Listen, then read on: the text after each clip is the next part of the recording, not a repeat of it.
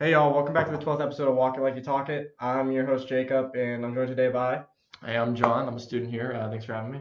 course, have you ever seen these students walking, looking at their phones around campus? Yeah, it's definitely a huge problem on campuses. I realized just yesterday in front of the Shoker, I saw some guy almost get hit by a car, and he was completely oblivious about it.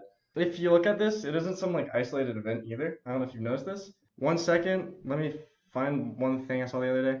I'm sure it's happening all over campus. I've had friends at Tech and UVA complain about similar instances with students just not paying attention, just walking into each other. One second. Yeah, I just found it. Yeah, so it was on this safety website called safety.com by the National Highway Traffic Safety Administration, I believe. Where apparently there's 5,000 pedestrian deaths each year out of 76,000 accidents related to distracted walking. Holy crap, that's a huge amount. I mean, it's a completely solvable solution that if brought to attention, it can definitely be fixed. At what point do we have to really ask ourselves, is this just oblivious harm and is it something people are opting to do at the end of the day?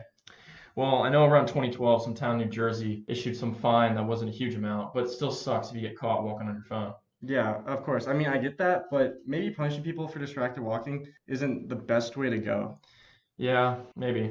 I think the town was Fort Lee, just for anyone listening that wanted to know. The problem with the punishment like that, though, with the fine at Fort Lee, is that you're putting a price tag on it. I understand putting a punishment for something that's seen as a public issue, but by putting a price tag on it, you're saying it's all right as long as you're someone that can pay for it. And as college students, I don't really see that as a possibility. I'm not rolling in these cash stacks for when the campus police catch me calling my mom that allow me to be able to like do this and pay this fine. I just feel that's not a solution that can be implemented. I can see where you're coming from, but what other solutions could work? It's just something that needs to be taught at the root of where it starts. If we educate high school students or just new people with phones and the harms of distracted walking, which sounds really silly because it's not something that's at the forefront of people's thought, we can try and cut back on those 5,000 deaths we talked about before.